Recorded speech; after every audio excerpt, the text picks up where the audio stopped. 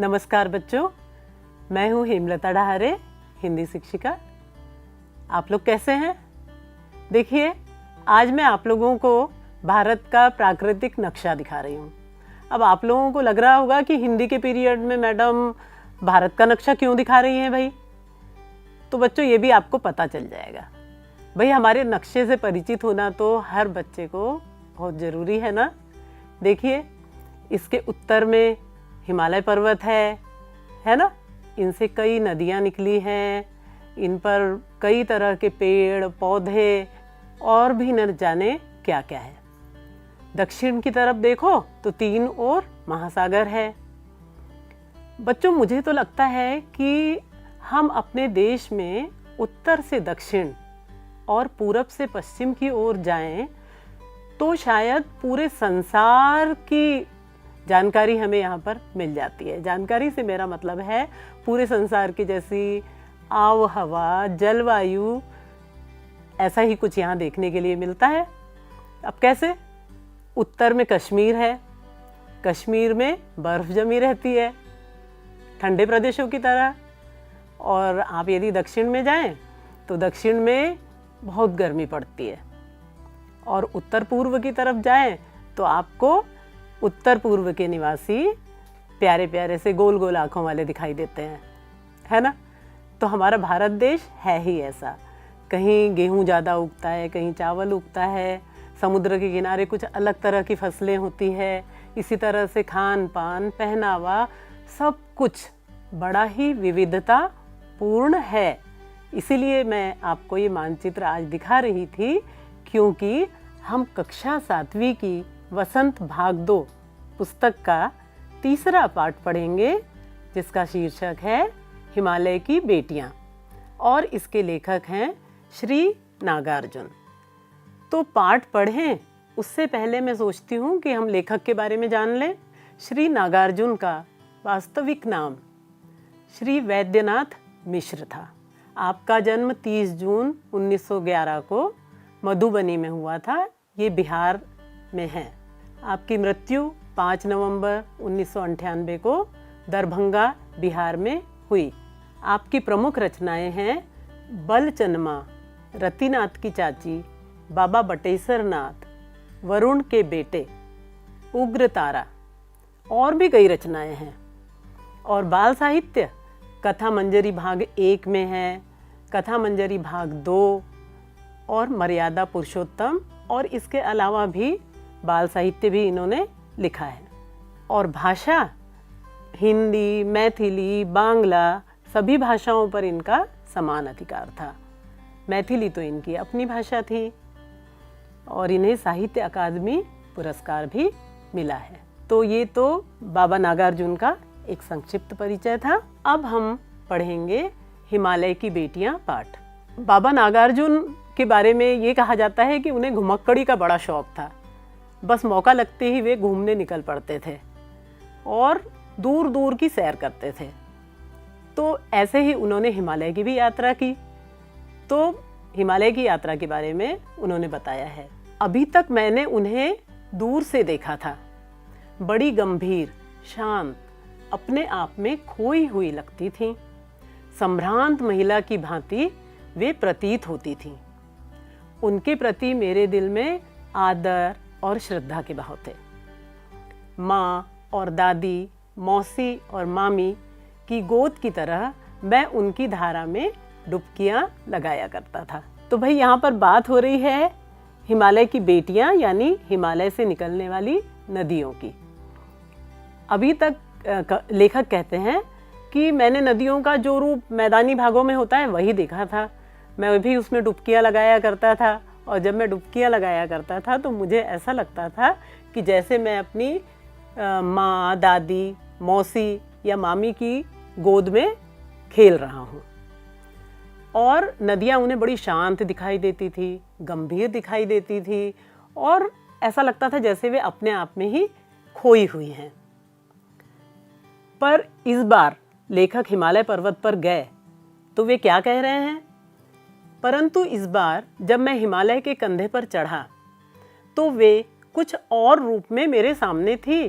भाई अब हिमालय पर्वत से नदियाँ निकली है और हिमालय के ऊपर लेखक जब गए तो उन्होंने देखा कि नदियों की पतली सी धाराएं वहाँ से निकलती हैं जो मैदानी भागों में आकर बहुत चौड़ी हो जाती है। तो लेखक हैरान थे कि यही दुबली पतली गंगा, यही यमुना, यही सतलुज समतल मैदानों में उतरकर विशाल कैसे हो सकती हैं। इनका उछलना कूदना, खिलखिलाकर लगातार हंसते जाना, इनकी यह भावभंगी, इनका यह उल्लास कहाँ गायब हो जाता है। तो लेखक ने मैदानी भागों में जो नदी देखी थी ना, उससे एक अलग रूप यहाँ पर था। यहाँ पर वे नदियाँ बड़ी तेजी से निकलकर चली जा रही थी, उछलती कूदती खिलखिलाती, और मैदानी भाग में जाकर बिल्कुल शांत हो जाती हैं। किसी लड़की को जब मैं देखता हूँ, किसी कली पर जब मेरा ध्यान अटक जाता है, तब भी इतना कौतूहल और विस्मय नहीं होता जितना कि इन बेटियों की बाल लीला को देखकर। अब लेखक यहाँ पर कह रहे हैं कि हिमालय की इन बेटियों की ये बाल लीला तो मैंने यहीं देखी, हिमालय के कंधे पर चढ़कर। अब भाई आप लोगों को लग रहा होगा बच्चों कि नदियाँ बेटियाँ कैसे हुई और हिमालय का कंधा कहाँ से आया। तो बच्चों, जब मानव के अतिरिक्त दूसरी चीज़ों को जब मानव की तरह समझा जाता है, तब यहाँ पर मानवीकरण होता है। तो लेखक ने यहाँ पर हिमालय पर्वत का, नदियों का मानवीकरण किया है। वे उन्हें मानव की तरह मानकर चल रहे हैं। तो नदियाँ जब हिमालय से निकलती हैं ना, तो बड़ी तेज़ी से, क्योंकि ऊंचाई से नीचाई की ओर आ रही हैं तो वो बहुत ही तेज़ी से आगे बढ़ती है, रास्ते में तोड़ फोड़ करते हुए, अपने साथ में सारी चीज़ों को लेकर बहती हुई, और तेज़ आवाज़ भी आती है उनकी। जैसे छोटे छोटे बच्चे कैसे हंसते खिलखिलाते कूदते फांदते रहते हैं ना, सारा दिन अटखेलियाँ मचाते रहते हैं, वैसे ही ये नदियाँ हिमालय की गोद में उन्हें दिखाई दी। कहाँ ये भागी जा रही हैं?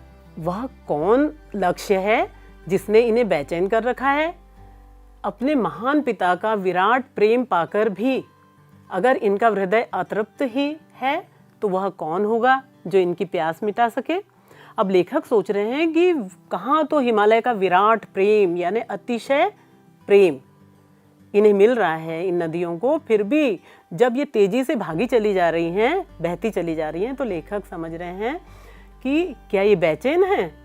क्या कौन सा लक्ष्य प्राप्त करना चाहती हैं ये? क्या ये अतृप्त हैं? मतलब इनकी कोई इच्छाएं अधूरी रह गई हैं?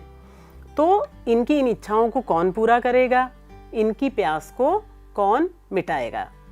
बर्फ जली नंगी पहाड़ियाँ और छोटे छोटे पौधों से भरी हुई घाटियाँ, हिमालय की घाटियाँ जिनमें अनेक पौधे हैं, और बंधुर आदित्यकाएं यानी एक चौड़ा सा भाग पर्वत के ऊपर होता है ना, सरसब्ज उपत्यकाएं और हरी भरी घाटियाँ। सरसब्ज मतलब हरी भरी और उपत्यकाएं मतलब घाटियाँ। ऐसा है इनका बाल निकेतन। मतलब नदियाँ पहाड़ों से निकलती है तो कभी घाटियों से होकर के बहती हैं, ऊंचाई से निचाई की ओर पत्थरों के ऊपर से बहती हुई चली आ रही हैं। खेलते खेलते जब ये दूर निकल जाती हैं तो देवदार, चीड़, सरो, चिनार, सफ़ेदा, कैल के जंगलों में पहुंचकर शायद इन्हें बीती बातें याद करने का मौका मिल जाता होगा।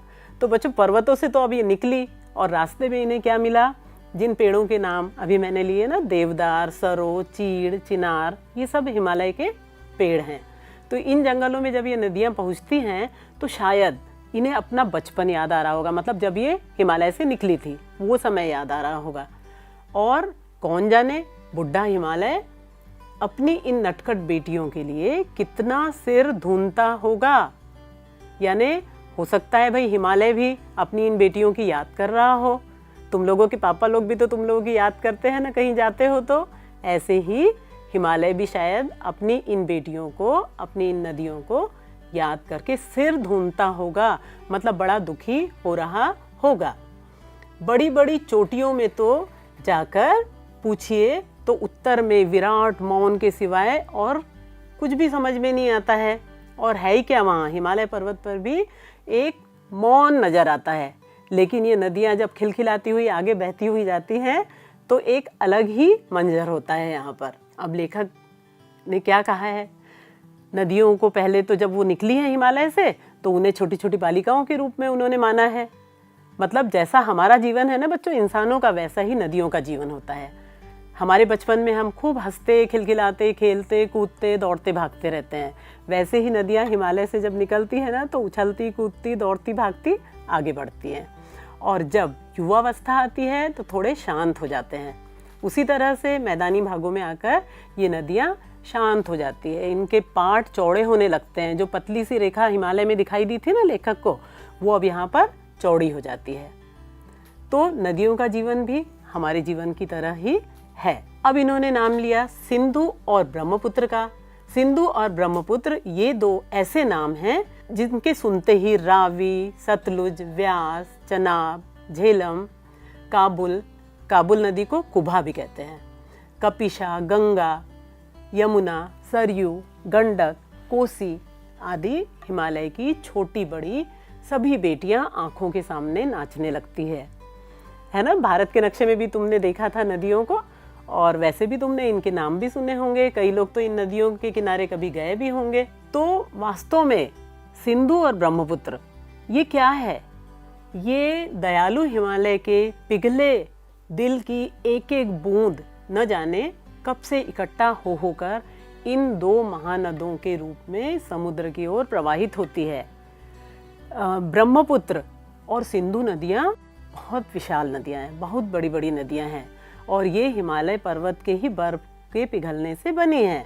भाई हिमालय की तो सभी नदियाँ हिमालय की बर्फ के पिघलने से ही बनी हैं, लेकिन सिंधु और ब्रह्मपुत्र को महानद कहते हैं क्योंकि ये विशालकाय हैं। कितना सौभाग्यशाली है वह समुद्र। अंत में नदियाँ कहाँ जाती हैं?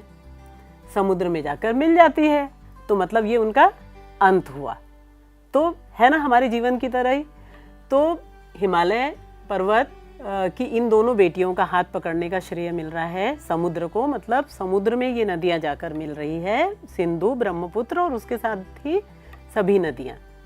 तो वह बड़ा सौभाग्यशाली है, ऐसा लेखक का मानना है। जिन्होंने मैदानों में ही इन नदियों को देखा होगा, जैसा लेखक कह रहे हैं, जैसा मैंने पहले मैदानी भागों में देखा था, ऐसा कई लोगों ने मैदानों में देखा होगा जो हिमालय पर्वत पर नहीं गए। तो उनके ख्याल में शायद ही यह बात आ सके कि बूढ़े हिमालय की गोद में बच्चियां बनकर ये कैसे खेला करती थी। माँ बाप की गोद में नंग धड़ंग होकर खेलने वाली इन बालिकाओं का रूप आदमियों के लिए आकर्षक भले ही ना हो, लेकिन मुझे तो वह लुभावना प्रतीत होता है।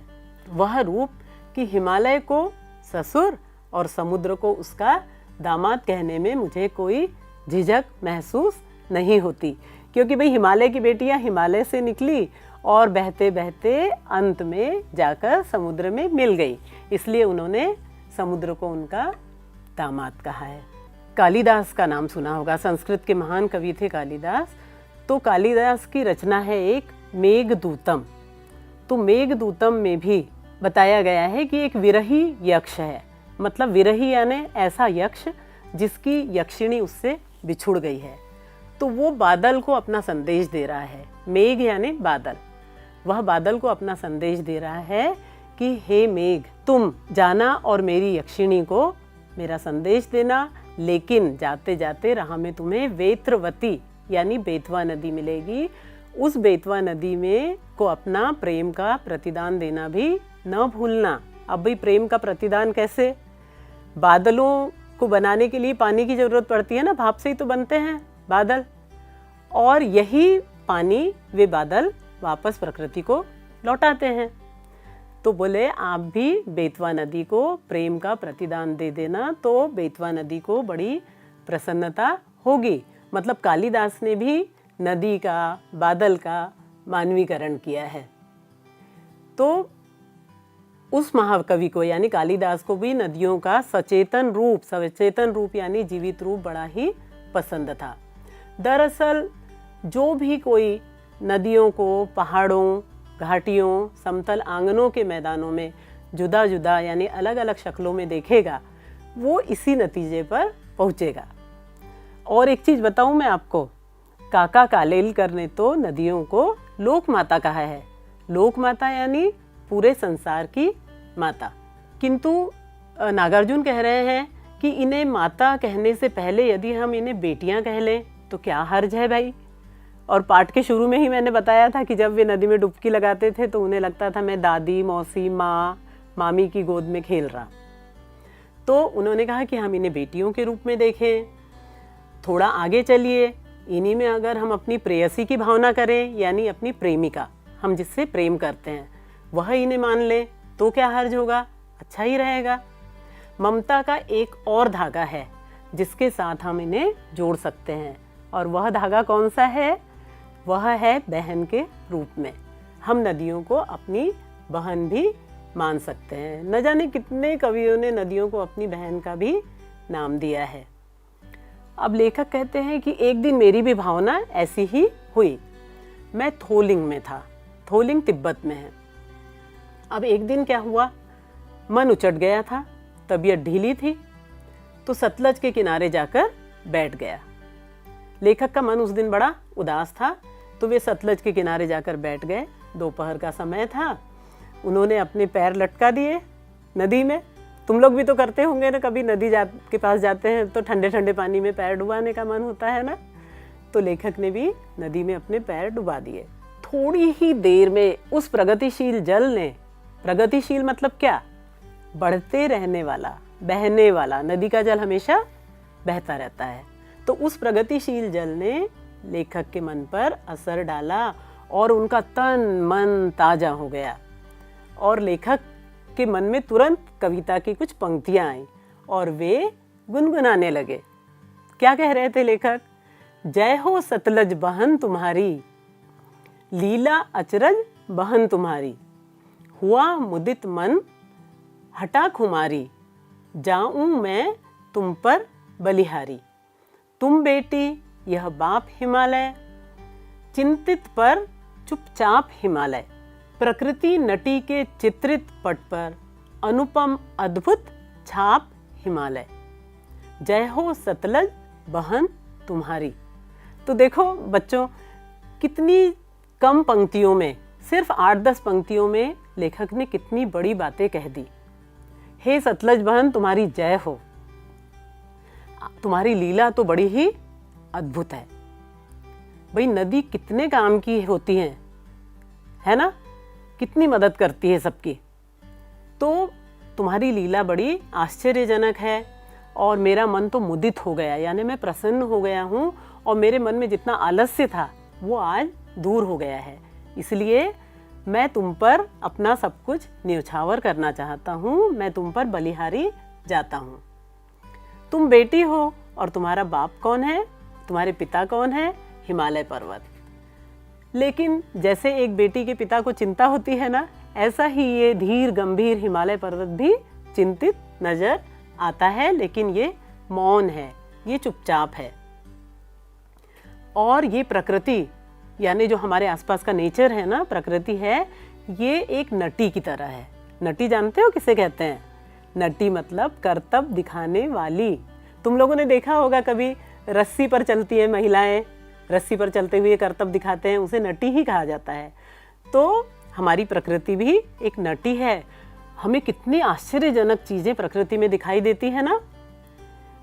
तो और ये संसार कैसा है, एक चित्रित है इससे, प्रकृति के विभिन्न रंगों से इस पे मानो विभिन्न रंग बिखर गए हैं, इस पे चित्र बन गए हैं। अनुपम अद्भुत छाप हिमालय, और उसका एक रूप कौन है, उसकी एक छाप कौन है? ये अनुपम, जिसकी कोई तुलना नहीं की जा सकती, ऐसा अनुपम और अद्भुत आश्चर्यजनक हिमालय पर्वत। तो हे सतलुज बहन तुम्हारी जय हो। शब्दार्थ देख लें। गंभीर का मतलब होता है गूढ़, गहरा, शांत। लेखक ने कहा है ना कि ये नदियाँ मुझे गंभीर, संभ्रांत महिलाओं की तरह दिखाई देती हैं। जब ये मैदानी भागों में रहती है ना, तो संभ्रांत मतलब कुलीन, शिष्ट, सुसंस्कृत महिला की भांति दिखाई देती हैं। तो संभ्रांत मतलब शिष्ट। श्रद्धा, अपने से बड़ों के प्रति, अपने गुरुजनों के प्रति और विद्वानों के प्रति हमारे मन में जो आदर का भाव होता है ना, उसे श्रद्धा कहते हैं। विशाल यानी बड़ा। भावभंगी, नदियों की भावभंगी की बात की है लेखक ने, तो ये है विभिन्न स्वरूप, नदियाँ हमें विभिन्न स्वरूपों में दिखाई देती है। उल्लास मतलब खुशी, कौतुक यानी कौतूहल यानी जिज्ञासा, विस्मय हैरानी को कहते हैं, और विराट प्रेम यानी अत्यधिक प्रेम, अतृप्त यानी असंतुष्ट, आदित्यकाएं पहाड़ के ऊपर की समतल भूमि को कहते हैं, और सरसब्ज यानी हरी भरी, उपत्यकाएं मतलब घाटियां, सिर धुनना यानी पछताना, मौन तुम लोग जानते ही हो, चुपचाप, प्रवाहित यानी बहना, आकर्षक यानी अपनी ओर खींचने वाला, लुभावन मतलब मन को भाने वाला, झिझक यानी शर्म, प्रतिदान मतलब वापस लौटाना, प्रेयसी मतलब प्रेमिका, सचेतन सजीव को कहते हैं जिसमें जीवन हो, समतल यानी बराबर सतह वाला, लोक माता संसार की माता को कहते हैं। काका कालेलकर ने कहा है ना नदियों को लोक माता, क्योंकि वे तो पूरे संसार का पालन पोषण करती हैं। हमारी माता तो हम बच्चों का ही पालन पोषण करती है, लेकिन नदियाँ पूरे संसार की माता है, इसीलिए उन्हें लोक माता कहा है। उच्चट मतलब उदास, मुदित यानी प्रसन्न, खुमारी आलस्य को कहते हैं, नटी मैंने बताया ही था, करतब दिखाने वाली, पट मतलब होता है पर्दा, अनुपम यानी जिसकी उपमा न दी जा सके, और अद्भुत यानी विचित्र। अब कुछ प्रश्न अभ्यास की बात हो जाए। इस पाठ में लेखक ने महानद कहा है 2 नदियों को। आपको उन नदियों के नाम बताना है और इन्हें महानद क्यों कहा है। नदियों को लोकमाता किसने कहा और क्यों कहा? लेखक नागार्जुन ने नदियों को किन किन रूपों में देखा है? भाई कोई माता के रूप में देखता है, कोई बहन के रूप में देखता है, लेकिन लेखक नागार्जुन ने नदियों को कई रूपों में देखा है। वे सब रूप हमें बताने हैं। हिमालय पर्वत की कोई 5 विशेषताएं बताइए और इन बिंदुओं के आधार पर नदियों की विशेषताएं लिखिए। पानी का स्रोत है ये हमारे लिए, बांध और इस पर बांध बनाए जाते हैं, इससे जल विद्युत बनाई जाती है, वर्षा लाने में सहायक हैं, नदियों से सिंचाई होती है, मछली पालन किया जाता है, आवागमन का साधन भी प्रदान करती है, नदी से हम यहाँ से वहाँ जा भी सकते हैं नाव के द्वारा, है ना। जलीय जीव जंतुओं को आश्रय प्रदान करती है नदियाँ। अब भाषा की बात करते हैं तो बच्चों कभी कभी क्या होता है कि अपनी बात को ज़्यादा स्पष्ट करने के लिए और भाषा को सुंदर बनाने के लिए समानताएं बताई जाती है, जैसे कि माँ और दादी, मौसी और मामी की गोद की तरह उनकी धारा में डुबकियां लगाया जाता। इस तरह के कई वाक्य लेखक ने कहे हैं। तो इस तरह के 5 उदाहरण आप अपने पाठ से ढूंढिए या अपनी पाठ्य पुस्तक वसंत से भी देख सकते हैं, दूसरे पाठों से, और वे आपको लिखना है। लेखक ने हिमालय, नदियाँ, समुद्र इन सब का मानवीकरण किया है। जैसे उसे गंगा, यमुना और सतलुज, हिमालय की बेटियां नजर आने लगी। तो इस पाठ से ऐसे और 5 उदाहरण ढूंढकर लिखो जिसमें आपको ऐसा लगता है कि मानव के अलावा अन्य चीज़ों को, जैसे नदी, पर्वत, पहाड़ को लेखक ने यहाँ पर मानव की तरह माना है, मनुष्य की तरह माना है। अब जिन शब्दों में दोनों पद प्रधान होते हैं वहाँ पर द्वंद्व समास होता है। यदि सामासिक चिन्ह को हटा लिया जाए, जैसे माता पिता लिखते हैं तो उसके बीच में एक चिन्ह होता है, छोटा सा योजक चिन्ह, इसको हटा लिया जाता है तो वहाँ पर और होता है। जैसे माता पिता के बदले हम माता और पिता भी कह सकते हैं। तो यहाँ पर मैंने उदाहरण दिया है, जैसे राजा रानी, ये द्वंद्व समास के उदाहरण हैं। और राजा और रानी, यदि सामासिक चिन्ह हटा लिया जाए बीच का तो राजा और रानी कहेंगे हम। तो ऐसे आपको 5 उदाहरण ढूंढकर लिखना है। आपको इसी पाठ में मिल जाएंगे द्वंद्व समास के कई उदाहरण। वचन तो आप लोग जानते ही हो ना, वचन, एक वचन, बहुवचन। तो आपको यहाँ पर वचन बदलना है, नदी, पर्वत, पहाड़, पहाड़ी, माता और बेटी का। फिर कई शब्द ऐसे होते हैं जिन्हें आप सीधा लिखते हैं तो वो सार्थक होते ही हैं, लिखने से वो सार्थक दिखाई देते हैं, लेकिन उन्हें उल्टा करके लिखा जाए तो भी सार्थक होते हैं, मतलब उनका अर्थ होता है कोई ना कोई। जैसे याद को उल्टा लिख दो ना तो दया बन जाता है। अब याद का भी मतलब है और दया का भी। तो ऐसे आपको 5 उदाहरण लिखने हैं जिन्हें उल्टा लिखने पर भी सार्थक शब्द बनते हैं। इस पाठ में कई मुहावरे आए हैं, जैसे सिर धुनना यानी पछताना।